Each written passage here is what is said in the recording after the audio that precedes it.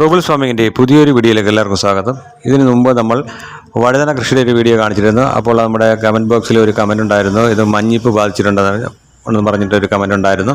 അപ്പോൾ അതിന് ഞാനത് ശ്രദ്ധയിൽപ്പെടുകയും അതിന് വേണ്ടുന്ന മാർഗ്ഗങ്ങൾ ചെയ്തിട്ടുണ്ട്. അപ്പോൾ ഞാനത് മാറ്റാനായിട്ട് ചെയ്തിട്ടുള്ള ഏക മാർഗ്ഗം എന്ന് പറയുന്നത് ചാണകം നല്ലതുപോലെ ഉണക്കി പൊടിച്ച് ഈ വഴുതനയുടെ ചുവട്ടിലിട്ട് കൊടുക്കുകയാണ് ചെയ്തത്. അത് എന്നിട്ട് മണ്ണുമായിട്ട് നല്ലതുപോലെ ഇളക്കി കൊടുത്തു, വെള്ളം ഒഴിച്ചു കൊടുക്കുകയും കരിയിലിട്ട് പുതയിട്ടു.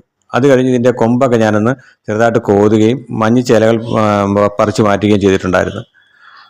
അത് കഴിഞ്ഞ് നമുക്ക് നല്ല ഇതുപോലുള്ള നല്ല തഴപ്പോടുകൂടി നല്ല പച്ചപ്പോടുകൂടി മഞ്ഞളിപ്പൊക്കെ മാറി വന്നിട്ടുള്ള ഒരു വഴുതനയാണ് നമ്മളീ കാണുന്നത്.